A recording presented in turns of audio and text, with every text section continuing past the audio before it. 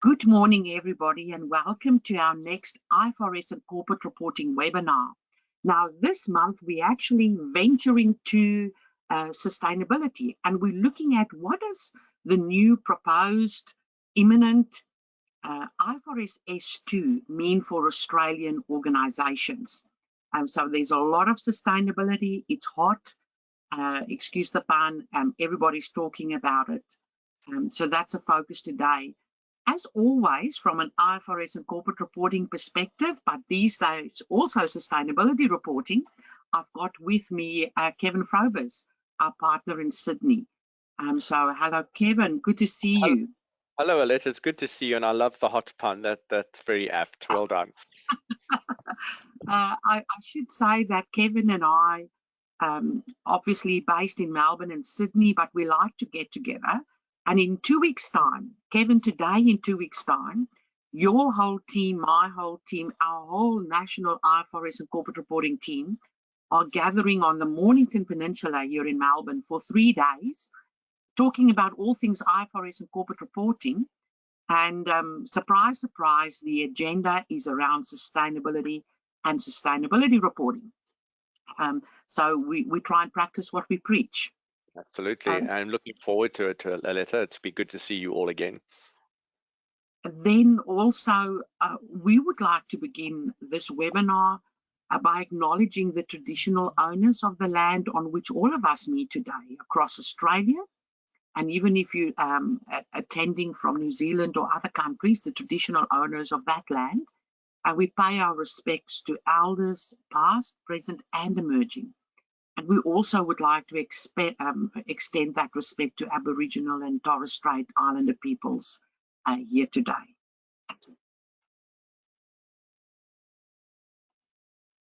Now, from an IFRS and corporate reporting webinar series, we're already in the 4th webinar for 2023 and looking at IFRS S2. Last month, we looked at the new imminent IFRS S1. Now, next month, I would say, is our famous and best attended webinar every year. And it's when we focus on financial and sustainability reporting updates and helping our clients, but also our own partners and staff to prepare for end of financial year, 30 June 2023. So I'd like to invite you, and please tell others about this webinar. It really is the webinar where we get most attendees. And we're hoping that it's not just Kevin because the two of us enjoy it so much, but that there's very useful information in the webinar. And then in June, it's actually an extension, I would say, of the May webinar. We want to look at how do you implement the TCFD recommendations in your 30 June 2023 financial statements. We're going to spend a whole webinar just on that. Because we know, although we're talking about IFRS S1 and S2, which we expect to be finalized and issued before 30 June, the mandatory and recommended and expected disclosures by ASIC and other regulators for 30 June is actually still the TCFD recommendations. And it's a really good springboard to get to adopting IFRS S1 and S2.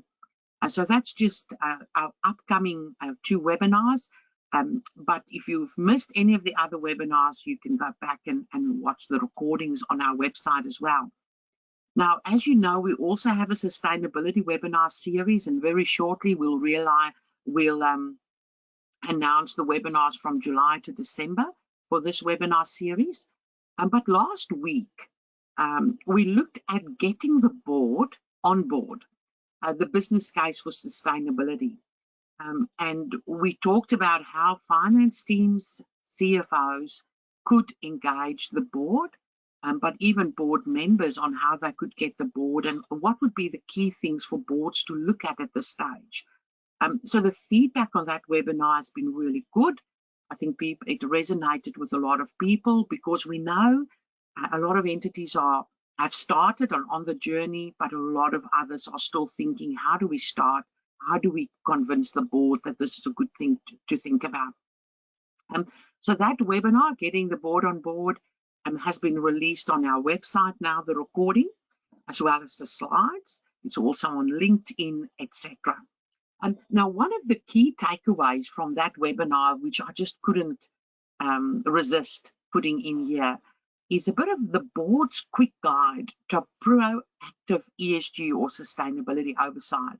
This is a quick guide prepared by some of our sustainability colleagues globally, but absolutely applicable in Australia. So we talked about how would the board prioritize sustainability risks and opportunities. And you can see the very first thing is, as we've always said, is to conduct a materiality assessment to identify ESG risks and opportunities. The second thing is to benchmark against peers and stakeholder expectations, and then also to regularly update those assessments. So that's the first part, and that's where to start.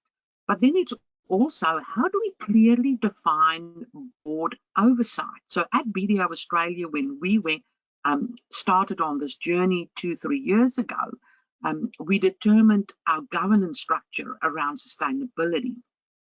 And do you have a new committee? Is it an additional responsibility for an existing committee? Do you have to update your terms of reference? Or will the board be directly involved? How often do we report to the board, etc.? And then also at the bottom on the left, the strategy. So you might have governance and it's important, but what is the strategy? Are our chief strategy officers across sustainability, have they embedded sustainability within the organization to make sure that we not only get short-term but also long-term benefits around sustainability? And are our board holding and our strategic officers holding management accountable around their sustainability progress? Now on the right-hand side, very important to design reliable reporting. So what frameworks are we going to use? Which frameworks will be mandated in various countries? Do we have the right data? Do we need new systems, new processes, controls? Would we be ready for assurance over that data and that reporting? So that is a process.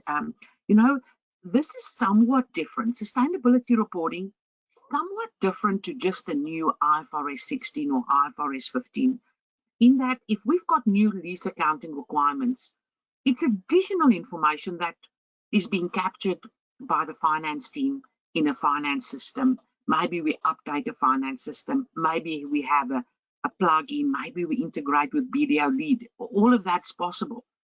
Sustainability reporting is different in that it's data that's outside the control of the finance team. Often data that are currently captured not in the system. We're not 100% sure what data we have to capture. So there's a long process. There's a longer time required to get ready for sustainability reporting than it was, for example, for IFRS 15 or 16. So I would say, our traditional approach to wait until it's mandated and actually right at the last minute to adopt new accounting standards will be extremely dangerous around sustainability reporting. And there's a lot of people throughout an organization that we have to take on a journey on what this is, why we're doing it, why it's important, why we need their data, why we need controls over the data, etc.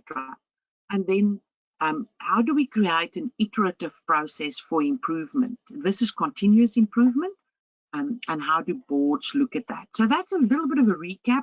On that webinar, we looked at a whole hour around how we get the board on board and what the board's responsibility should and could be. So if we move on to today's agenda, we would like to start with some latest developments. As you know, around sustainability, there's always a development.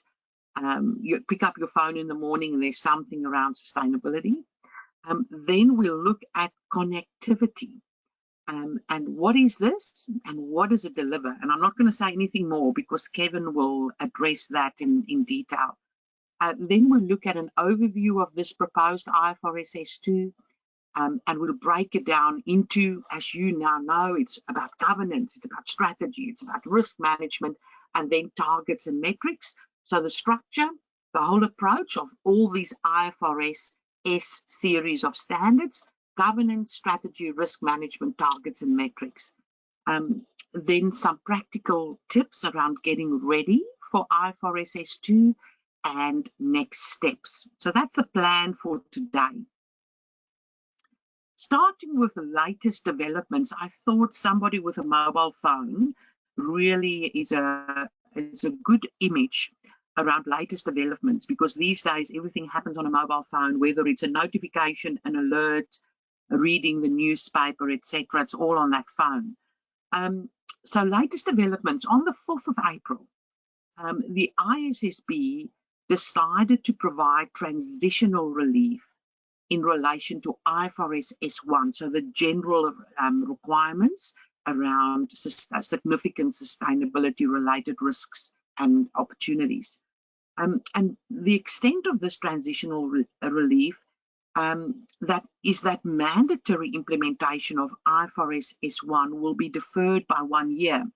So in a weird and wonderful way, organizations will, in the first year of mandatory reporting, start with IFRS S2, climate-related disclosures, and then in the next year, bring in other sustainability risks and opportunities as required by IFRS S1. And the whole thinking is to make sure that organizations focus on climate-related disclosures. That's what the investor community wants. There's big pressure around climate-related risks, so let's focus on that, get that right, and it's around scope 1, 2, and 3 emissions, etc.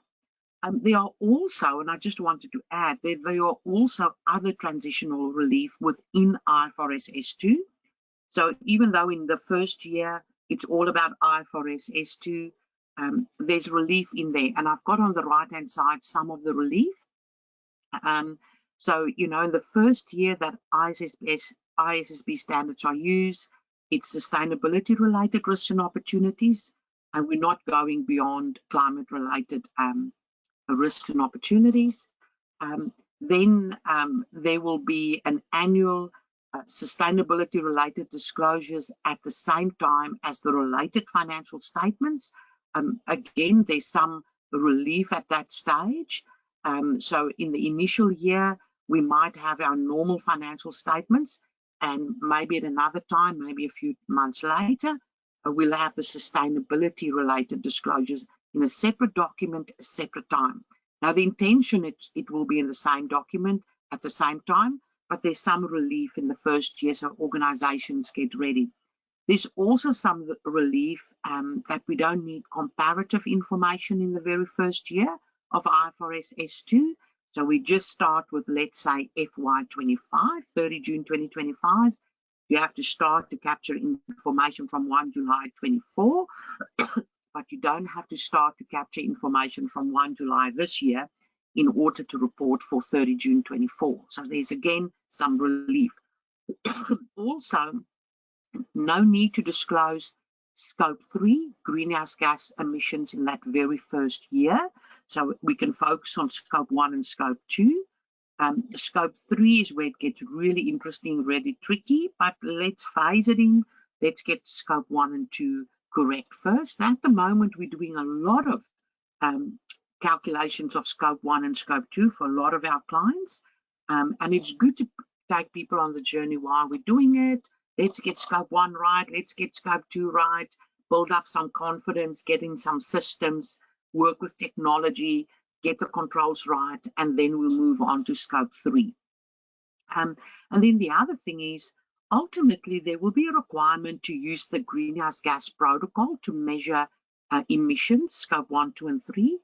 But at the moment, if you're using a different approach, that will also be permitted in year 1. So quite a lot of relief, trying to make it easier for organizations to get it right and to focus their attention, not get distracted around the initial mandated reporting. I should say this is the latest developments globally. around the ISSB. There's an overlay of what's going to happen in Australia.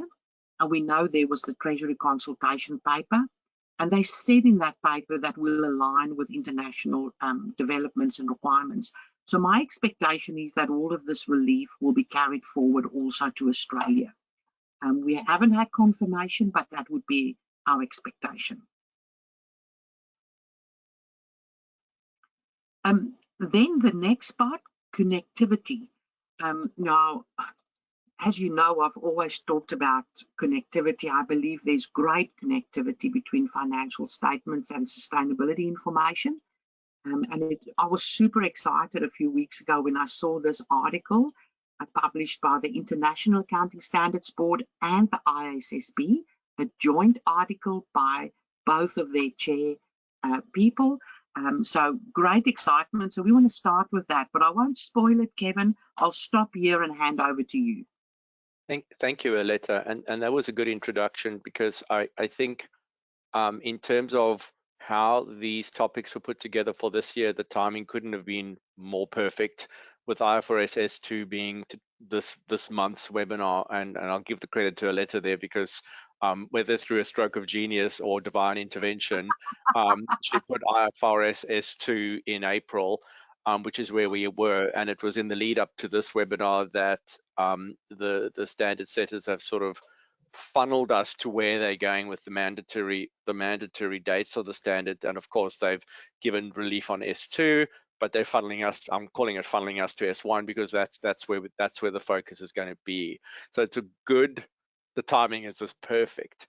Why we've gone on with the connectivity, and Aletta's excited about the article, is because in many ways it also clarifies the journey I went on when I started to look at sustainability reporting standards and where they fit in. And in fact, this particular slide that's on the screen now is where I started my journey. So in many ways, if you're still starting your journey and maybe this is all still new, then start here, because what this is a little bit of a, how did they set this up?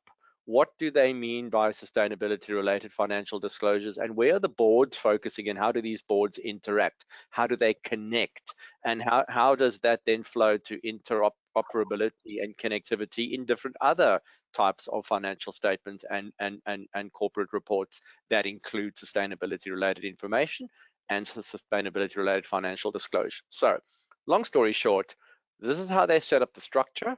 This is how they designed it to all fit together.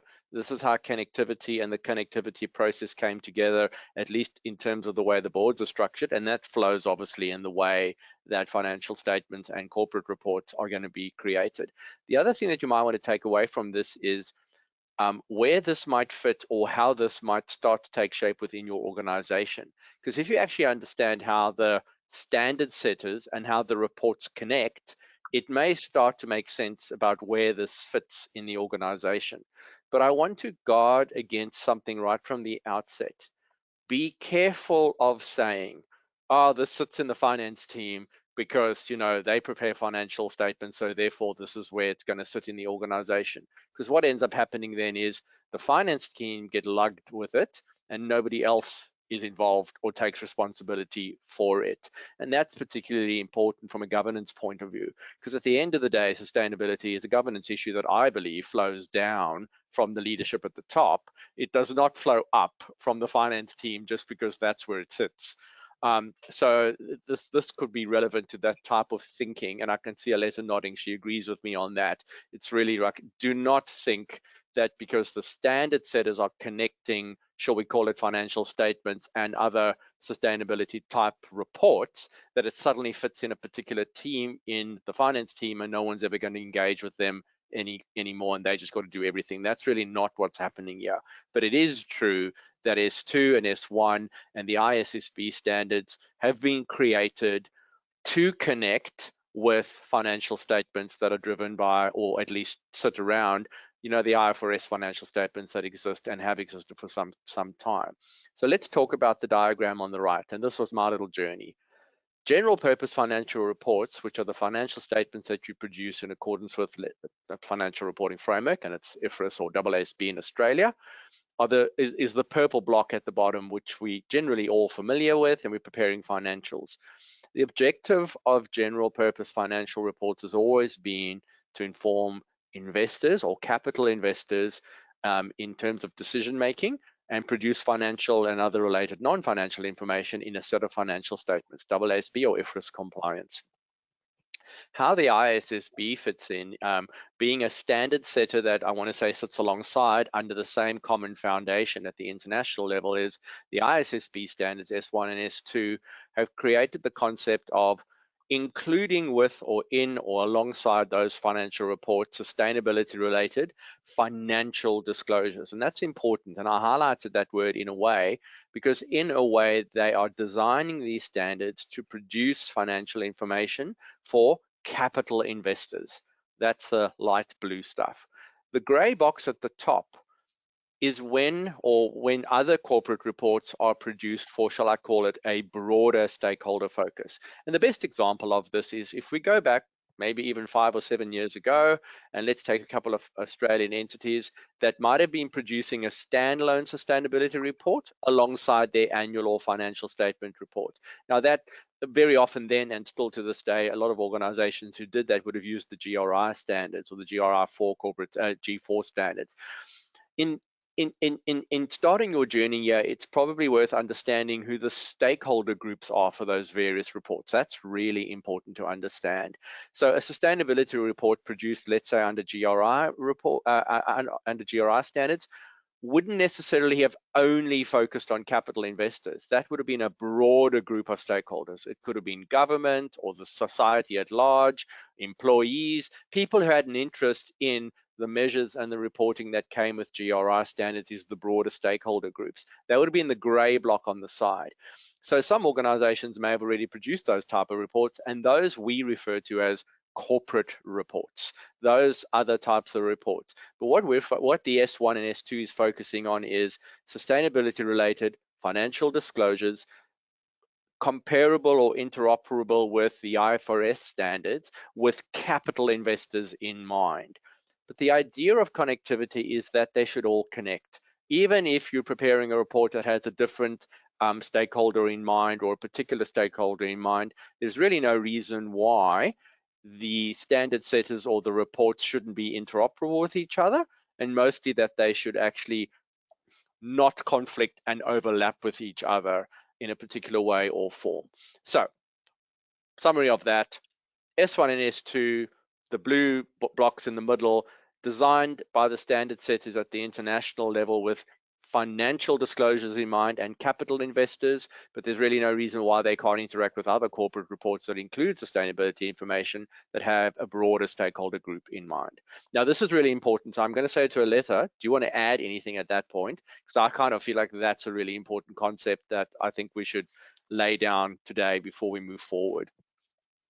Yes, so Kevin, thank you. I thought I might share the journey of BDO Australia, our own business.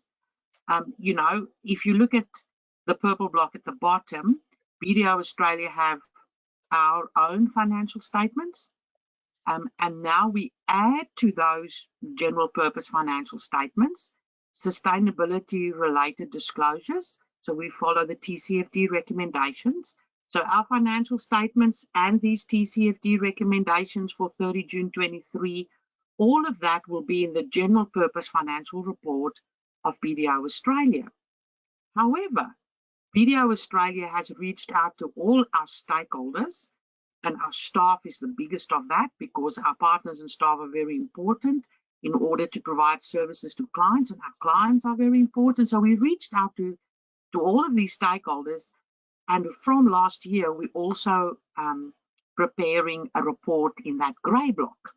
And we're not following GRI, we're actually following the World Economic Forum, International Business Council standard, and that's what the professional firms across globally, the large 6 firms are using World Economic Forum.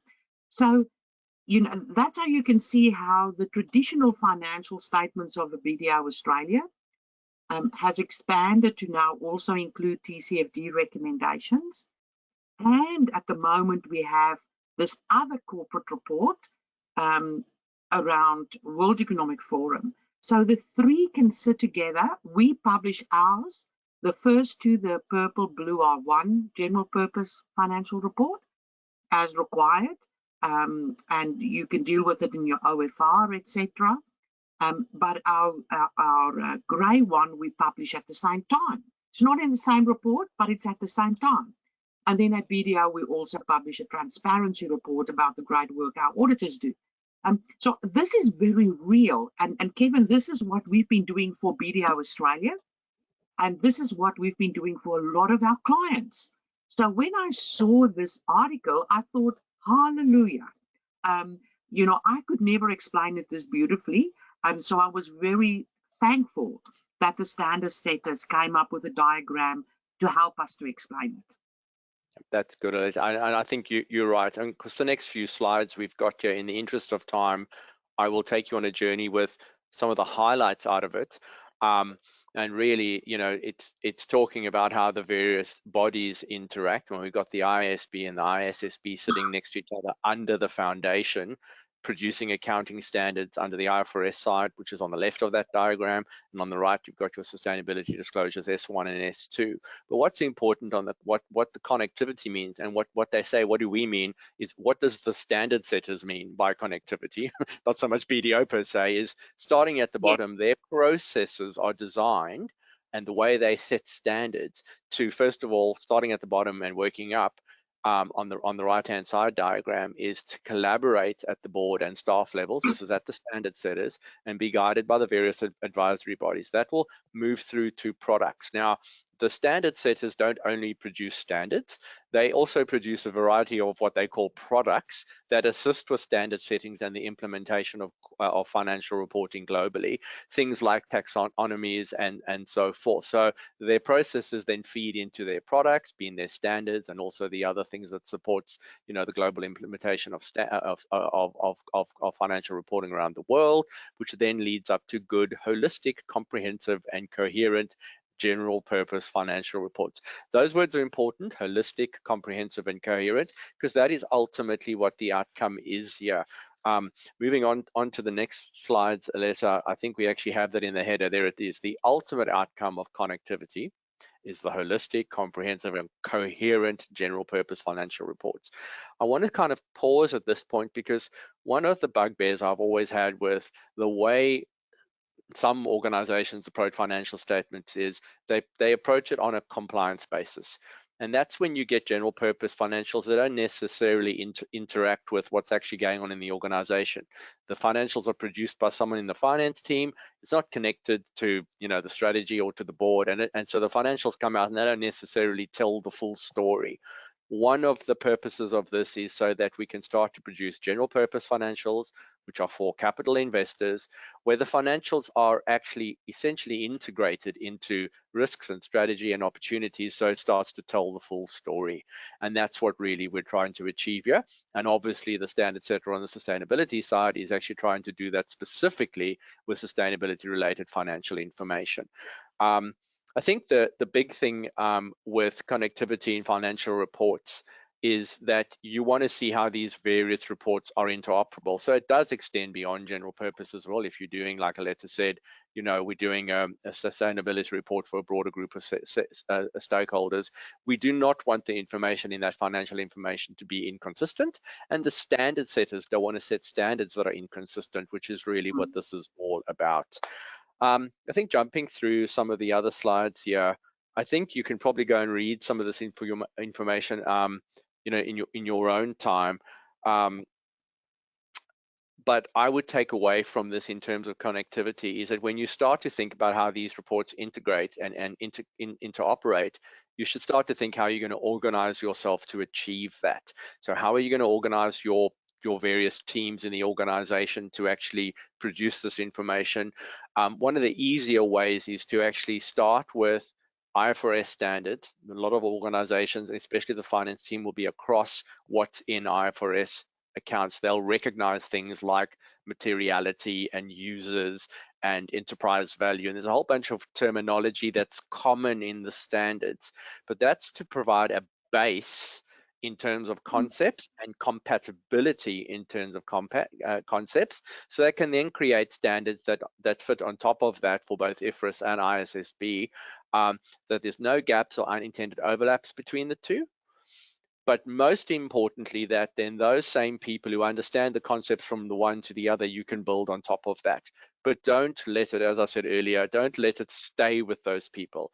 Sustainability is not something that should stay only with the finance team. It's just that they may be a good starting point to understand the connectivity between the two, because the standard setters have started with that connectivity. And then the language is the same. But obviously at that point, there's a broader governance piece in terms of bringing it all together, which I think Aletta will get into as we go through in terms of some of this today. So I think that's it. I mean, many of the concepts, this is out of the article, this is from the ISSB. We've spoken about some of these concepts are the same. And then the established practices will then be that the boards will essentially work together. Bearing in mind, there is no joint board at this point. So the two boards are essentially two standard setters, but they fall under one foundation, and they also have this connectivity in their process to make sure that what's coming out of the two sides actually does complement each other on our journey forward. I think that's probably where I'll leave it. In the interest of time, I think I'll hand over to Aletta to get into some of the detail, and I'll circle back later on when we get to some of the greenhouse gas protocols. Thank you very much, Kevin, for that. So super exciting. And what we're seeing at a lot of finance teams is that, or at a lot of our clients, is that CFOs and finance teams are driving this because they're familiar with standards, they're driving it, but they cannot do everything. It actually, I think the key word here is collaboration. So this is how do finance teams achieve these outcomes in their financial report through collaboration. And I really think that's a critical word on the sustainability journey. If we look at IFRS S2, the one that everybody will focus on first, and I just want to acknowledge that this will not be mandatory for 30 June 2023 reporting. However, there's a lot of overlap between what we see here and what you see in the current TCFD recommendations, and which we will discuss in our June webinar. So the TCFD recommendations, if you apply those, very similar, and it'll put you in a good position to also implement IFRS S2. And remember, those TCFD recommendations are already required by our regulators in Australia. So if we look at IFRS S2, maybe first of all, I'll give you an overview of the published documents. So as you know, I'm a real nerd. I don't try to hide it. I actually own it. So I like to read all these documents to the very last full stop. So there's an exposure draft on IFRS S2. There's illustrative guidance on IFRS S2. And there's a basis for conclusions, similar to what we always see on normal accounting standards. So there's a basis for conclusions on IFRS S2. And there's a lot of pages there, don't get me wrong, a lot of pages to read. But when you get to Appendix B, which is a separate published document, it's industry-based disclosure requirements. And it's basically a lift and shift of the current SASB standards, extensive industry standards. So Appendix B is more than 600 pages, and there is specific information around different industries. There's guidance on the standard if you operate in different industries, or if subsidiaries operate in different industries, how do we decide which disclosures? But it's fascinating to go and look at the different industries and the disclosure requirements that would be required for those industries. And it's been developed on what investors have said they find useful, how they want to be able to compare different companies in same industry. So fascinating reading. So if you look at the actual IFRS S2 and the illustrative guidance and basis for conclusion, it's trying to achieve comparability of all entities irrespective of industry. And then in Appendix B, it says, okay, if we've got a high-level comparability of different entities, and we've got certain disclosures that get us to comparability of these entities across industries, let's now delve deeper in Appendix B, where we can look at, on an industry by industry basis, at a greater length, how those entities in that industry compare. And that's why it's very different based on the industry. And if you go through it, you'll see it's quite different. So those are the published documents. Now, as Kevin already explained, it's all about requiring companies to disclose information that would enable an investor. So the focus is on an investor. So whether it is equity investor or a debt investor, but the primary users of general purpose financial statements, equity or debt investors, to assess the effect of climate-related risks and opportunities on the enterprise value of that organization, and its risks and opportunities.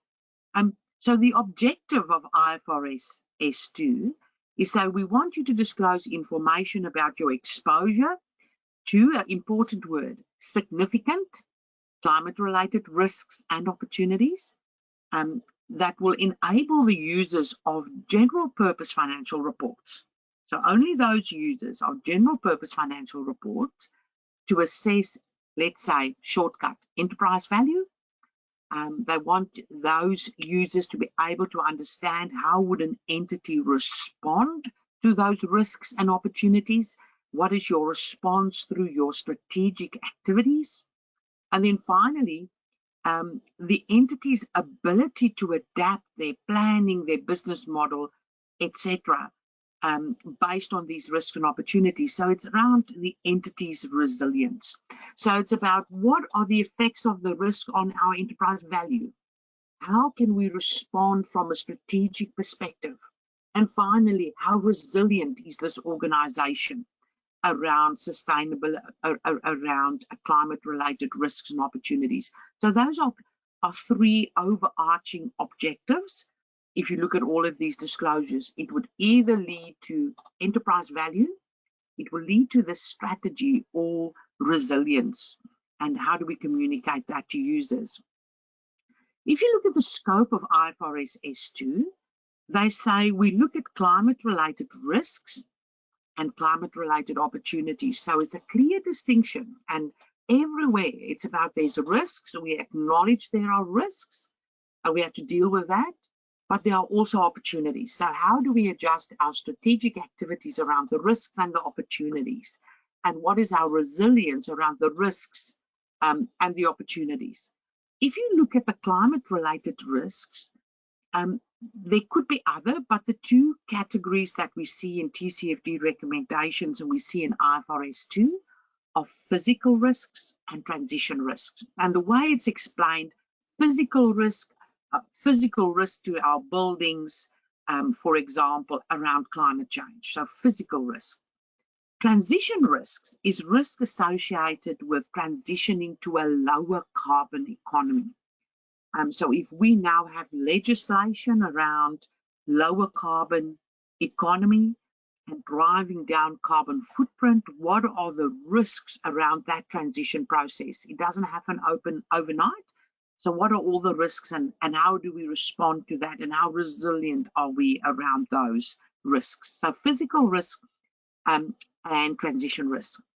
Now the IFRS S2 have a similar approach to what we've discussed last month in IFRS 1, the general requirements, but also similar to what we currently have to do around TCFD recommendations. So it's all around disclosures, around governance, around strategy, around risk management of the business, and finally, metrics and targets. Impossible to start with metrics and targets if you don't have the governance, the strategy, the risk management in place. And how do we use all of these aspects to measure, to monitor, to manage our significant climate-related risks and opportunities? Also important, so we have to disclose information about climate-related physical risk, climate-related transition risk, as well as the associated opportunities. So that's a bit of an overview. If we delve deeper into those 4 buckets of governance, strategy, risk management, targets and metrics, we find the following. So let's look at governance. So there's a requirement to disclose our governance processes, our controls, our procedures, everything around climate-related risks and opportunities. There's a specific requirement to disclose a description of your governance body, so your board or a committee that's looking after climate-related risks, and also what are their oversight activities. So, for example, what are the terms of reference of this climate monitoring governance body, whether it's a separate body or it's a subgroup of the board or it's the whole board?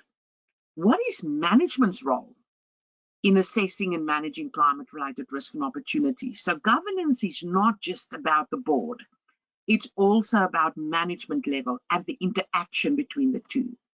And then very important, how does the company ensure that they've got the people with the right skills and competencies to oversee climate-related risk, opportunities, strategies, etc.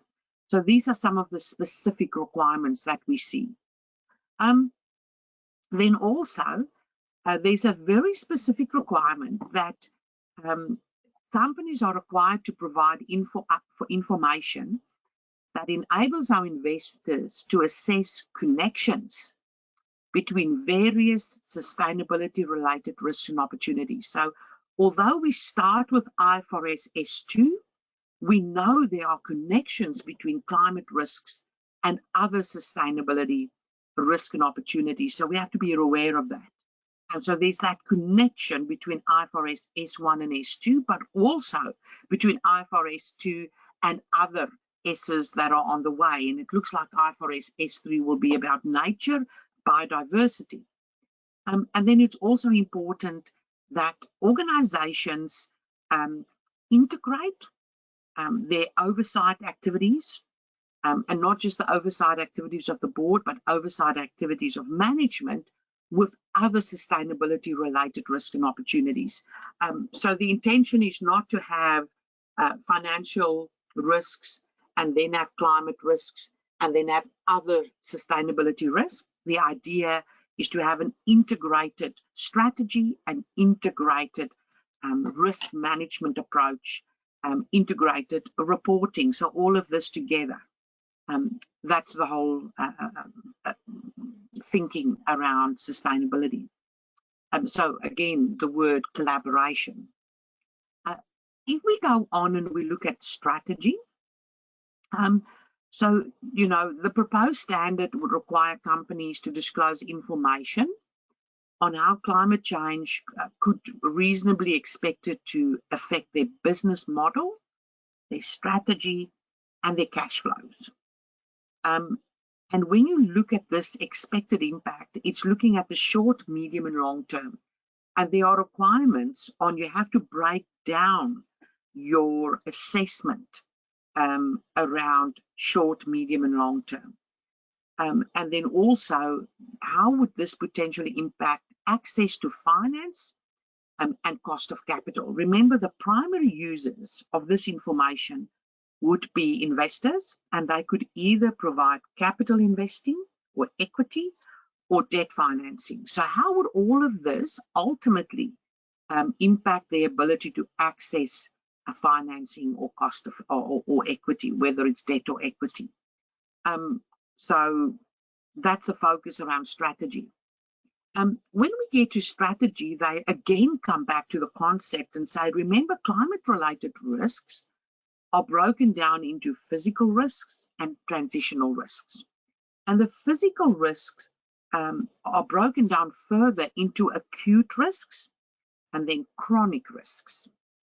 And if you look at transitional risks, they break it down into at least, you know, policy and legal, technology, market, and reputation. So if you look at all the risks that potentially relate to climate these 6 subcategories, and this is how it's been organized in the standard. So this is just a diagram to give you the big picture. I like the big picture first, and then we can look at the detail. So if you look at physical risk, that acute physical risk, you know, we could see increased severity of extreme weather events, cyclones, floods, and therefore it will put our assets at risk. You know, so one would think, how many times are certain locations flooded in Australia? And is that now happening more often? And if we've got buildings or other assets in those locations, what do we do about that? And also, how do these extreme weather events impact our supply chain? And we know we've seen a disruption in just-in-time delivery processes, and we see it with food in particular, that certain foods are not available because there's been floods or cyclones in certain areas of Australia, and with COVID, supply chain to get it in from other countries are also impacted. So, you know, there are acute physical risks. But there's also chronic physical risk. So including rising sea levels or rising mean temperatures. And again, this could impact our strategy around where do we have our production facilities. If we move on to transition risks, so it's all about transitioning to a lower carbon economy. So market risk, maybe there's reduced demand for high carbon-based products. There's legal risk around regulatory action, which could potentially ban the sale of a company's products or would make it hard to sell those products. Technology risk, you know, how do we get lower emission substitutes for diesel vehicles? And then reputation risk around brand damage. So we know we've got all these strategic risks. So if you think about all of that and how it would impact the disclosures around strategy and how we make decisions, a company would have to disclose a description of their plans on how they're going to respond to climate-related risks and opportunities. So examples, how do we plan to achieve climate-related targets, including how these plans will be resourced, and how often we'll review these targets. How do we expect to adapt or mitigate climate-related risks? So very clear, these are the risks, how do we plan to mitigate them? Also, how do we expect to adapt or mitigate climate-related risks in our supply chain or our value chain? So how are we going to interact with customers in our supply chain, and the role that procurement has to play in this? Procurement has a big role to play.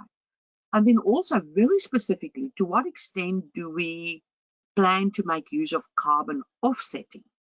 And we know buying offsets is not the best way out of this. Ultimately, we want to try to reduce our emissions. You know, so if we try and reduce our emissions, how do we plan to reduce our emissions? And if we cannot reduce it down to zero and we have to use carbon offsets, you know, to what extent are we using it, which plans, etc. Some companies will have to also, you know, if you want to use carbon offsetting extensively, what are carbon prices, and where do these costs sit? Now, this is interesting. Just yesterday, I've been looking at and I've been working at what is the decarbonisation plan for BDO Australia. So we've got a carbon footprint that was finalised in January, which will be published this year in our report. But now we're starting to think about a decarbonisation strategy. So at BDO, a large part, very large part of our emissions are around business travel. So there's two things. How do we encourage, reduce business travel and have more virtual events without negatively impacting our business and the spirit of collaboration? So that's one thing, reduce a business travel. But the other thing is, if we can't, because we still have travel, how do we use offsets? And I've met with some providers where we can buy offsets, got some information on prices, what the potential cost will be for BDO Australia if we want to offset business travel, and that is global and domestic flights, as well as hotels and associated cabs and cars that we hire when we travel. So business travel is not just the flights, it's also the hotels and the other associated cabs, etc. So really important, if we want to do that, what carbon prices and how sensitive are we to changes in carbon prices, etc. So working on that at the moment. If you look at financial position, financial performance, our financial position, our balance sheet, our P&L and cash flows, again, the connectivity between climate-related risks and what we see in our balance sheet, potential impairment, useful life of assets, financial performance, potential additional expenses to buy offsets, and then also cash flows. I should say, impact on financial performance. We tend to think that it's always a negative impact on financial performance, but yesterday I've posted internally in BDO, in our internal channel, which we use Yammer, that at BDO we've decided to now, that we don't print in color unless we really have to. We print double-sided, potentially 2 or 3 or 4 pages on a page. And I've published some statistics that we've captured over the last year on the cost we've saved by doing that. So there was a cost reduction, and I also published, I wish I could remember, Kevin, how many trees we've saved just in the month of March and how many costs we've saved just in the month of March by implementing this sustainability policy. So there are cost savings as well. It's not just a negative. So again, some examples around potential impact on financial position, P&L and cash flows. Now, climate resilience is very important.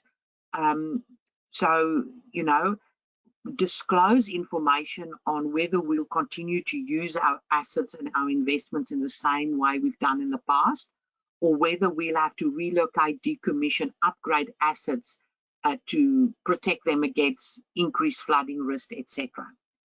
We also have to disclose under climate resilience whether we've got sufficient finance to do all these things we have to do to protect ourselves or to take advantage of opportunities. A critical part of climate resilience is scenario analysis, which is not just looking at the short term, but also medium term and long term. So working with some clients at the moment on how do we do that for them. A scenario analysis around climate risk. And then finally, that climate-related analysis, specifically, how do you align to the latest international agreements on climate change? So how do we align, for example, with the Paris Agreement?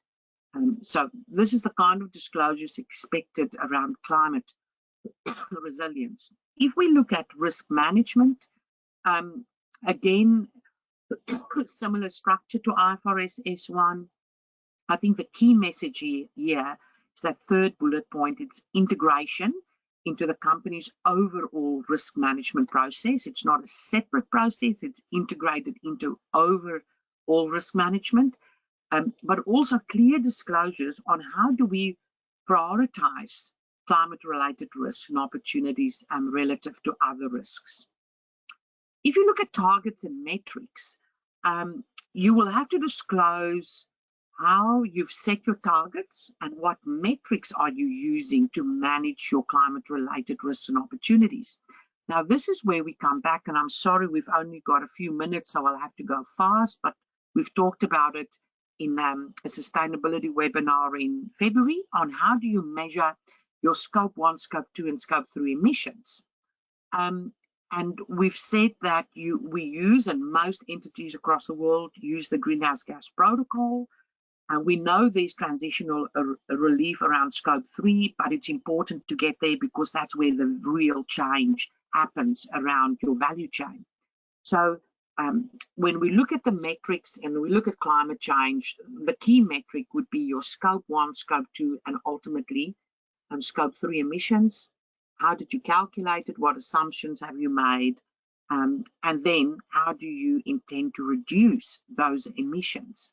Now, I've previously, and in our webinar, we talked about, what's the difference between scope 1, scope 2, scope 3. And BDO also has a publication out on measuring scope 1, scope 2, and scope 3 emissions. And there was a webinar in February just on emissions. Aletta, sorry to interrupt you. I did say I'd circle back, and I know with time limited, I'll just make a comment on that previous publication. If you want to get some good examples and practice about what scope 1, 2, and 3 are, even before you get to measuring, just understanding how your organization might be, emitting the 6 gases that are listed up there, this is a great publication to use. It's got some great examples in here, and while you were talking, we took this in a team in Sydney, and we kind of went through it the other day, and I realized we're coming to the conference to see you in a couple of weeks, and it became, I became aware in my mind of the emissions we're going to emit coming to Melbourne, for example. So it's a great publication if you want to take something and just workshop in your mind what exactly are scope 1, 2, and 3 emissions, just as a starting point. And I encourage you to download. It's not very long, it's a couple of pages long, but it's really powerful so that you can get to think about what is scope 1, what is scope 2, what is scope 3. Absolutely, Kevin. And then the other thing that we've talked about earlier is industry-based disclosures. And that's where we know that Appendix B, more than 600 pages, look at the various industries. And it's old SASB standards. So I've got some slides here on explaining how it works. So 77 industry classifications across 11 sectors is derived from the SASB standards.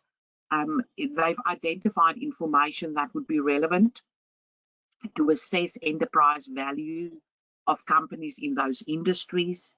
And these industry classifications are intended to be useful for companies and investors by identifying relevant disclosures and setting expectations and focus attention on it. And then I thought I'll do a bit of an extract to show you. This is I will call it the table of contents. It's sitting in the actual IFRS S2.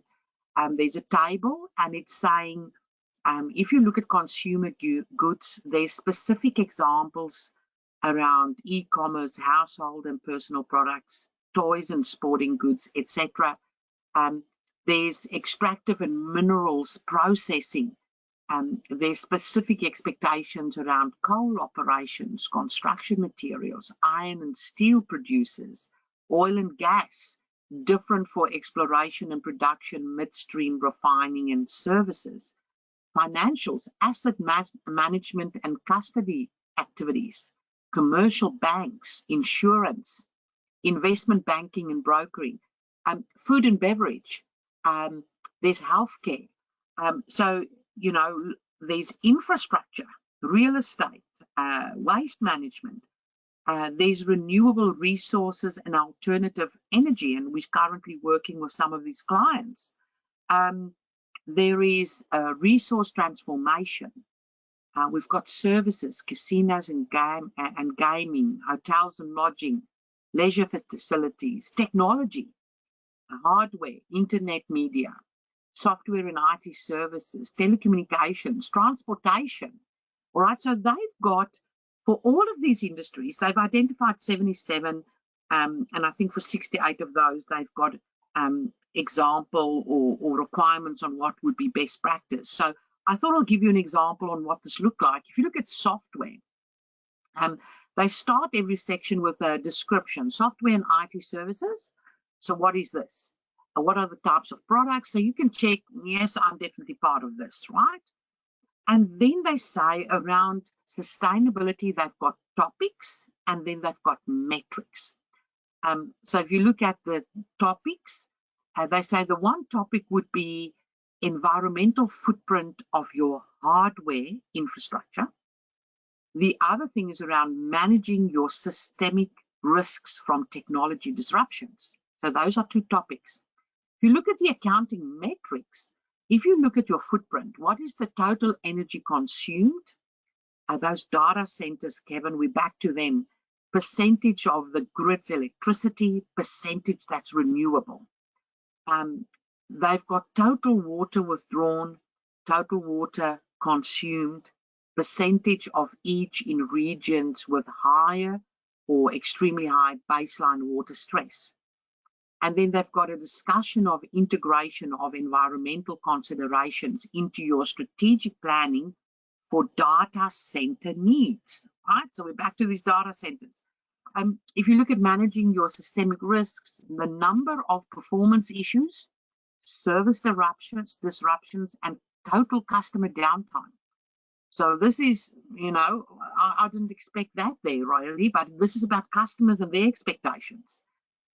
Descriptions of business continuity risks related to disruptions of operations. And then we also have, a number of licenses or subscriptions, percentage that's cloud-based. There's data processing capacity, percentage outsourced, etc. So this is activity metrics. So on the previous slide, we looked at sustainability disclosure topics and metrics. And then there's also for each industry activity metrics. So fascinating stuff. So that's just to give you an idea. I know we've run out of time, but I would like to talk about getting ready. The best way to get ready for IFRS S2 is to apply the TCFD recommendations, the 11 recommendations for 30 June 2023. That's a very good starting point. So these are the core elements in the TCFD recommendations, and we also see it in IFRS S2. And here are the 4 pillars again with the 11 recommendations, very similar to what we've just discussed in IFRS S2. One of the things in the metrics and targets column of TCFD recommendations is you have to disclose scope 1, scope 2, and if appropriate, scope 3. So yes, as a minimum, scope 1 and 2, but scope 3 would be great. Again, we've got our publication, and we've talked previously about this continuous improvement journey and how we can assist you. So my question really today is, can we, Kevin and I and our teams, help you with the measurement of your carbon footprint? So we've done this for a number of clients. We're still doing it for a number of clients. We've done this for BDO Australia, our own business. We've done a lot of research on appropriate technology to assist us. But if we can help you, please reach out. This is not something we can do in September or October. That's when you're busy with your financial statements. We have to work on carbon footprint, get people on board, get the appropriate information. And remember, we've got the free TCFD training. So next steps. This is a new diagram, Kevin, you wouldn't have seen it, around this continuous improvement journey. And I think the critical role that BDO could play. And the one is on the left-hand side, it starts with, on the top left-hand side, measurement of carbon footprint. And that will then go into a little bit of a loop on how do we decarbonize that footprint. And that carbon footprint then feeds into our sustainability reporting, whether it's within the financial report or a separate report, and it will go into a little bit of a loop around strategy. And then ultimately we end up with assurance over that footprint and over the report. So it's important to make a start. A logical start is to measure your carbon footprint. So I'm saying again, if we can help you, please reach out. We'd love to help you. We've done this, we can do this, we can help you. So if you need assistance, Corporate Reporting Insights is being published tomorrow. I have to record the video still this afternoon. You can subscribe for Corporate Reporting Insights or Sustainability Insights. This is our IFRS and Corporate Reporting team, our leaders, our partners, and this is our broader team.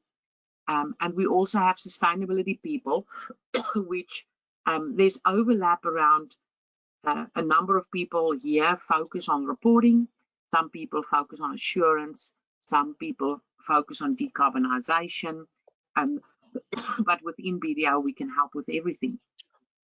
So Kevin, I want to say thank you very much for joining me today, and everybody for attending the webinar. I apologize, I got overexcited as always. Kevin, I can't help myself. I'm just overexcited. No, we love it, Aletta, and I just want to say, not overlap on the previous slide, collaboration and connectivity. Absolutely, absolutely fantastic. So I want to say thank you very much, everybody, and an open invitation. Please contact us, Kevin and I, if we can help you with your carbon footprint. Thank you, everybody. Have a good day. Cheers, Aletta. See you in a couple of weeks. See you. Bye-bye.